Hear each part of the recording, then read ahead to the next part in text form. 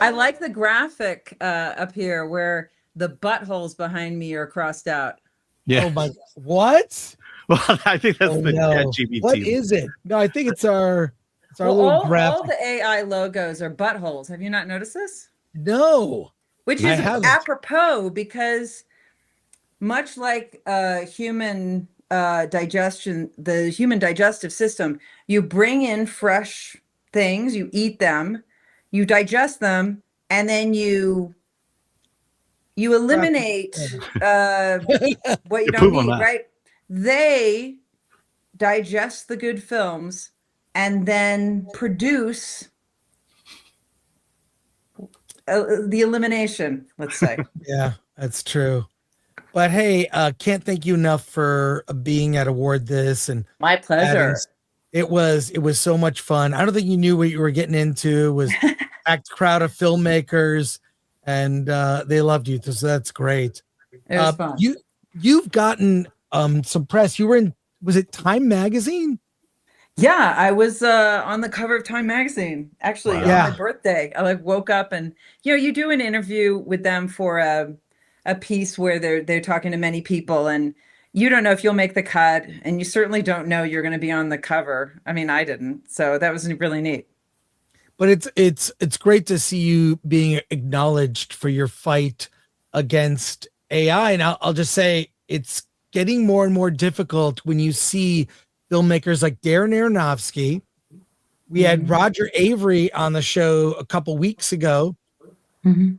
He's been trying to, this is what he told us on the show. He's been trying to raise money for years to make new films. But as soon as he said the words AI, the money was attracted. What do you think? Is this an alarming trend with filmmakers of note that are? We looked at the Darren Aronofsky project. It looks terrible. The American Revolution. I don't know if you saw some of the clips I from it. saw that I'm allergic to watching stuff, so I can only watch tiny bits of it. But so I did watch the like a bit of the trailer. Yeah. I don't know. I don't know. I guess one would hope with someone as talented as Aronofsky that he kind of put the Aronofsky spin on the use of AI, but that didn't appear to be the case. I don't know. I mean, whatever other filmmakers want to do is fine. I mean, I I've wanted to direct since I was 19 and then timing never felt right. And it didn't feel right until I was like 50. And so as soon as that, I felt that timing click in and I'd already written a bunch of scripts and stuff. I was like, oh my God, let's go. So for me, like, I'm so like, I've, that was 10 years ago. Like I feel like I've just started like, I mean, I hope I get to make like, I don't know, 10 films before I die. But I'm so excited to be doing this. Like you would you would really have to like pin me down gun to my head to make me capitulate any of the parts of filmmaking that I now get to do. Like Mhm. just for me, like I can't relate to it. And I want to see how far I can go. And in filmmaking and using AI is like kind of the opposite of that. You're just giving up. Um, Mhm. I also, I the business, the problem in the business is not necessarily AI. The problem in the business is that the focus hasn't been on making great films for about 15 years. There have been some great films and series, but that's not the focus of the business. And so it becomes very difficult to get things funded, to get things promoted, to get things released that are really good. Um, so that's one of the hallmarks of Credo 23. Yeah, no AI is used, but we're also trying to find like really good, fresh stuff that's not checking boxes. It's not a reboot or rehashing. It's not tired. It's really, and some of them we get will just like, oh, damn, that is good. Like a type of project you've seen before, but the way they come at it is really fresh. So, anyway, so for me, like I feel a responsibility as a filmmaker, talking about like I'm so happy I get to do this, but also I'm one of the many that have the football right now in the film industry. Mhm. This is our time, right? And I want to move the ball down the field creatively as much as I can. So, I mean, if other people don't feel that kind of call, that's fine. This is what I'm doing. And yeah, and doing the Credo 23 Film Festival has just been kind of an extension of that. Like, okay, if there are others who want to get a grant, want to get money for making something, because we give away almost all the money that we get from sponsorship and ticket sales and stuff, submission fees, reward them so they can make more non-AI films. And also for the audience, like, hey, we vetted this stuff. You can safely watch this without wondering, am I watching AI? I don't want to watch it. Yeah, I just think Hollywood is starting to go all in on it. Oh And yeah, I've they heard, will. They yeah, will. and consolidation is not going to help. I Oh no, think that's a big. I agree. that's not going to help. I think that, the one thing, if you can cut costs, bring it in cheaper, and there's an argument to be made, unfortunately, an argument to be made for CG effects being replaced partially with AI because CG effects has diminished in quality so poorly. When you can't do effects today that are better than Jurassic Park in the early 90s, what's the Mhm. argument against using AI? It's hard to justify it. It's getting harder and harder. Yeah.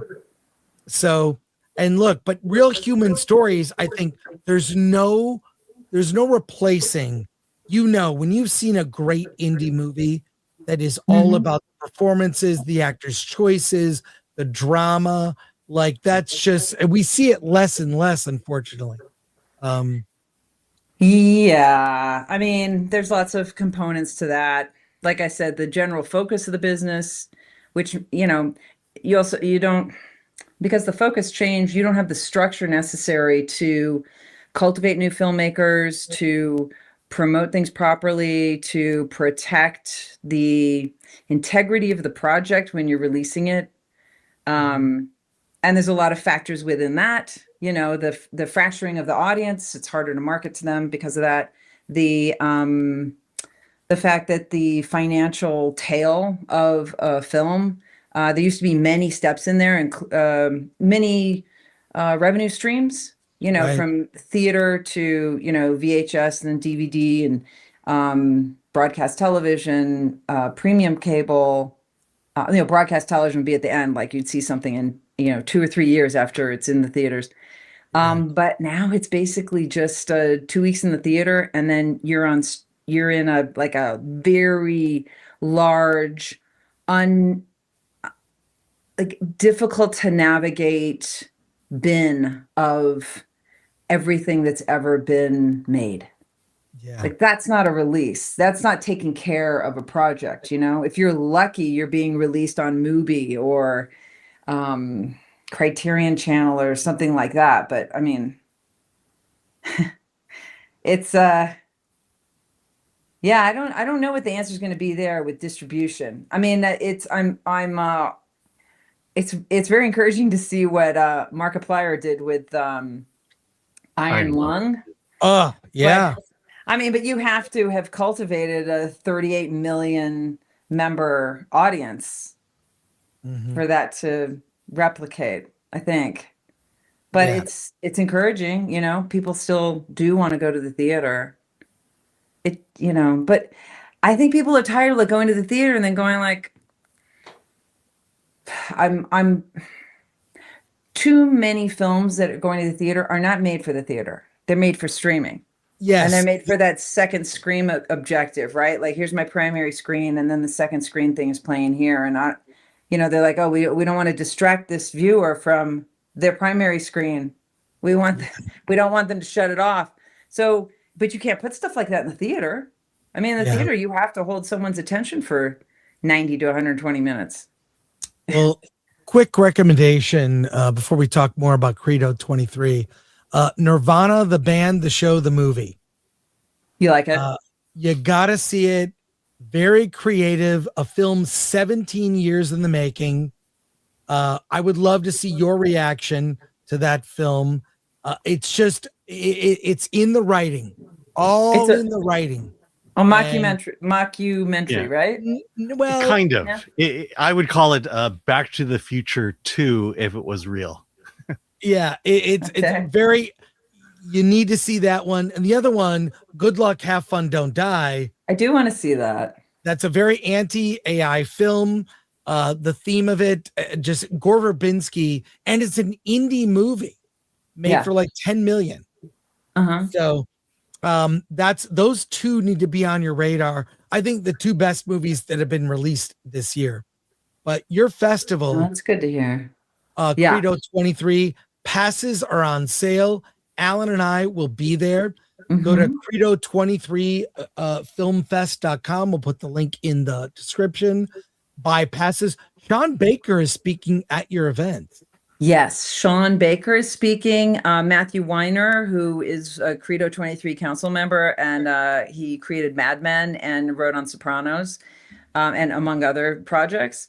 And Cassian Elwes, who is the godfather of indie film finance. And so he's presenting one of his, he did Mudbound, he did Dallas Buyers Club, he did Dead Man's Wire, Gus Van Zant's new film, and he's going to be presenting All Is Lost, which is the one of Robert Redford's last films as an actor. And that's interesting. There's hardly any dialogue. It's one guy. That's one of the most difficult. I mean, that's something. With Markiplier too, with Iron Lung, essentially one person, one space. That's a really difficult thing to pull off. Yeah. So, All Is Lost. That's gonna be, and I feel for new filmmakers, because there isn't this support in the business. One of the things that is a foundational in the film business is like an apprenticeship structure, and because there's so much less work now. There's 40% less work overall, 60% less work in Los Angeles itself.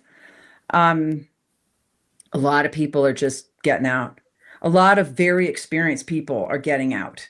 And that means that the people coming up don't have anyone to learn from. That's a major problem. So that's one of the reasons, we brought in this film forum aspect to the film festival this year, so that come in. Sean Baker won an Oscar last year for, he won Best Picture. So you got a question about filmmaking, come ask him. You got a question of Cassian Elwes about how to get financing, ask him. Matthew Weiner about producing or screenwriting, ask him. That's what we want to give people an opportunity for, so they don't go, well, I don't know how to do it, I guess I'll just use AI. It's like, no, if you think you're a filmmaker and you're called to this, don't chop off your opportunity to actually see what you can do. I think we're missing creative executives, because the changes you talked about, the glacial changes that have happened over the last, I don't know why I called it that, last more than a decade, there aren't people that know films. There aren't people. I feel like when you see these executives, there's a common language. You can reference films from decades ago, from the early era of the beginnings of the film industry. And I feel like those people aren't around. They don't know the history. Well, I think there's probably less of them. I mean, you always had a lot of MBAs in film as film executives, but at least they wanted to be part of something that was really respected. And I think once the studio started chasing the perceived success of the streamers, then that all kind of went away. That focus went away, because I know I've spoken to executives who got into the business because they cared about films. They really wanted to be part of filmmaking. And they've said that it's just demoralizing, because and this has been going on for a while with algorithms. And then, you get more robust algorithm with, where you incorporate AI and it becomes worse. And that's that they would be handed, they couldn't like come champion some play they saw off Broadway. Let's make that into a film or a book, or some filmmaker whose short they saw. They kind of, I was told like they got to a point where they weren't permitted to do that. They were handed this algorithmically composed, like digest of like what they needed to go find. Yeah. The schedule. And just, yeah. I'll get into, you got your opening night reception on Friday. You've got these panels, opening night wrap up, happy hour and a half on Saturday. Well, actually, I tell you, opening night, we don't have a panel this year that night. We have 3 shorts or 4 shorts that are like everything's top notch, but like 4 top notch 3 top notch shorts and this feature. And this feature, Crystal Cross, is so great, and madcap. And the lead actress in this is, I mean, you watch her and you're like, okay, somebody explain to me why she is not an absolute star right now. So this is fresh stuff that you haven't seen anywhere else. And then, the next day, like some of these shorts just, and some of these are world premieres, and like me and the other programmers, like some of these, I can't believe we have the world premiere. I can't believe somebody else didn't grab it already.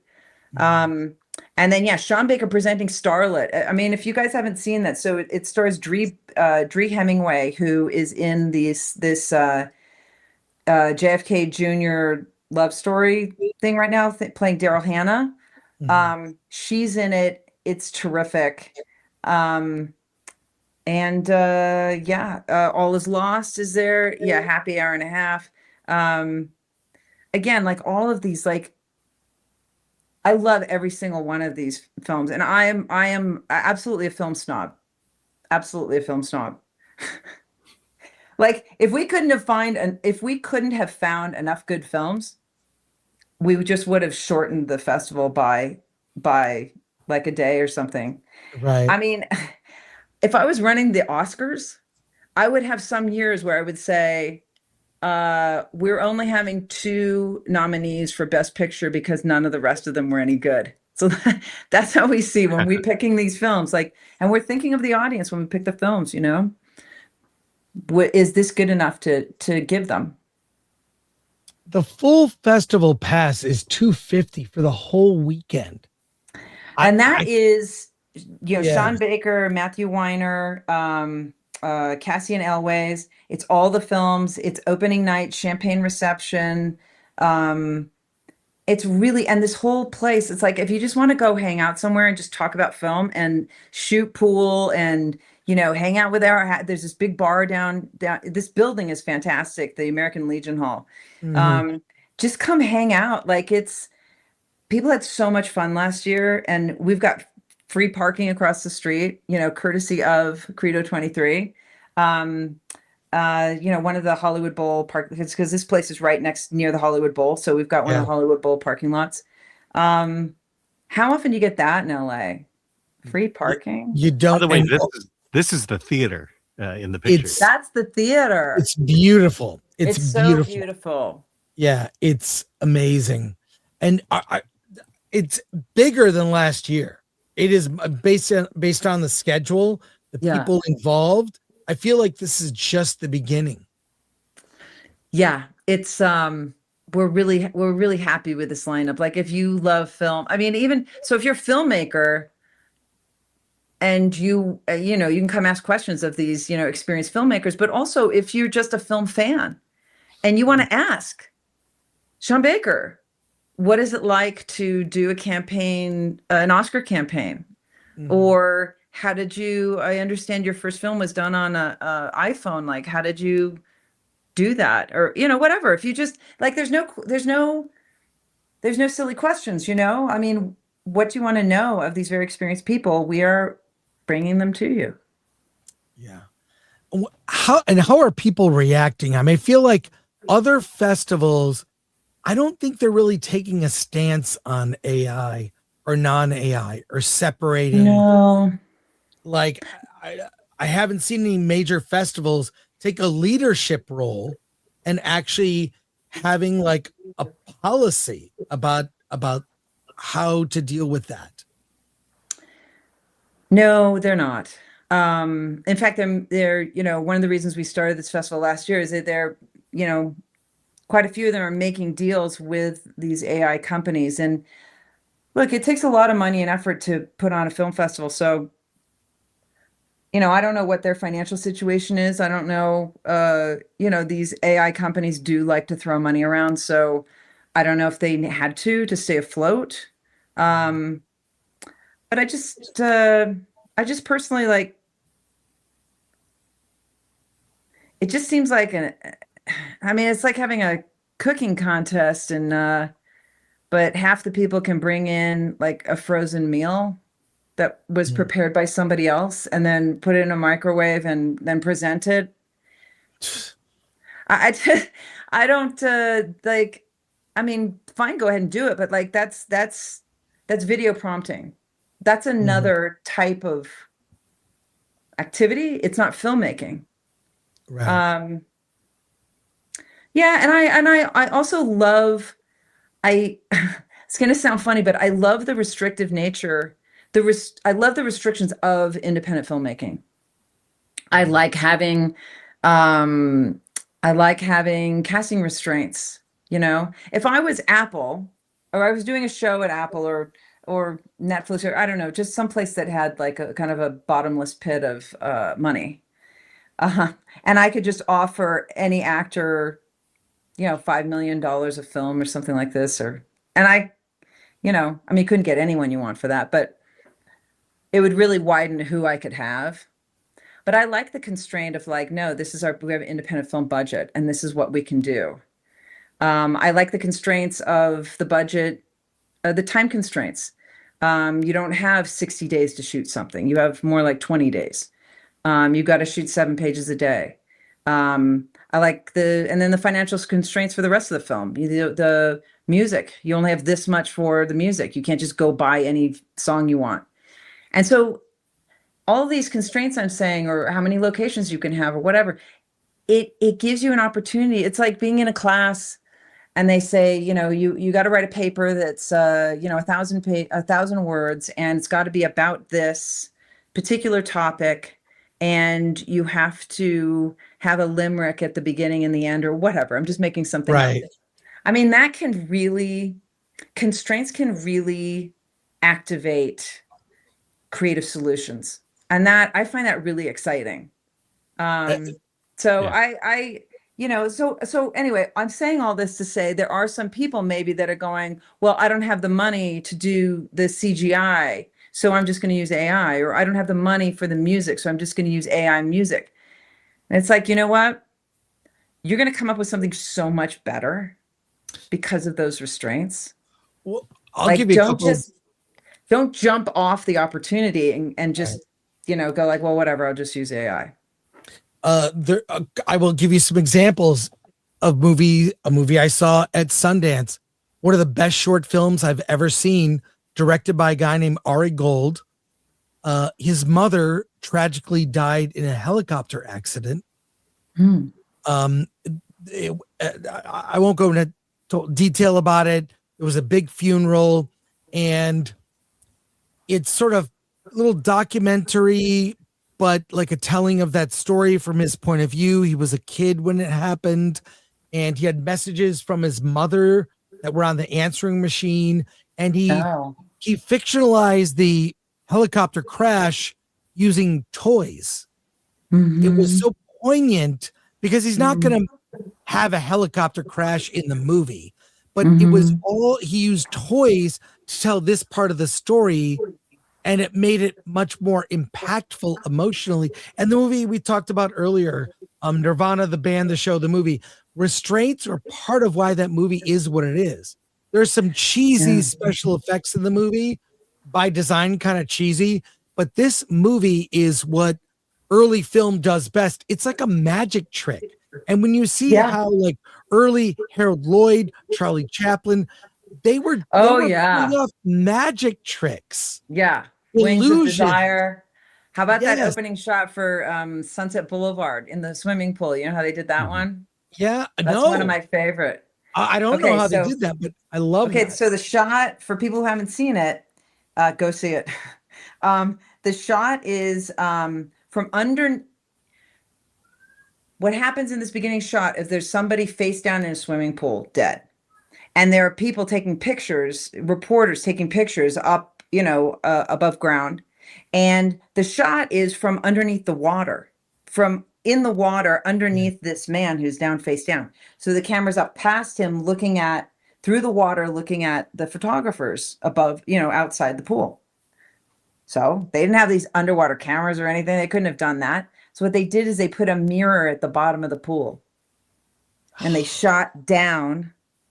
And then what you're watching is the reflection of under the body, the camera, and all the photographers from the mirror. You're seeing the mirror image at the bottom of the pool. Isn't that great?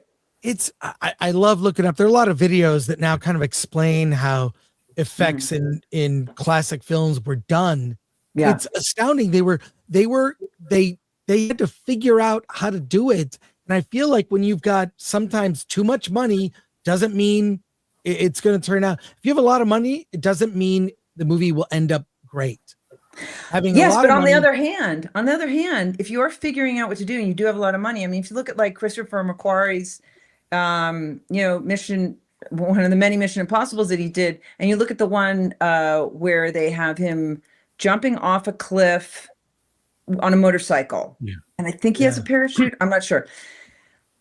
And they show the making, so they have a lot of money for this film, but he's doing his own stunt, and they're showing the making of, and they show like, here's how we accomplished this. I mean, it's still exciting to see what you can do instead of, like they didn't say like, just do it with AI, you know? Yeah. But actors, I think actors will be, I think every department of film is going to be affected by AI, whether it's admin, scheduling, script breakdowns, lots of things will be affected by AI. I think the very last thing to be affected will be actors, because they're going to hold out. Recently, Matthew McConaughey said he's trademarked himself. Is this what actors are going to have to do?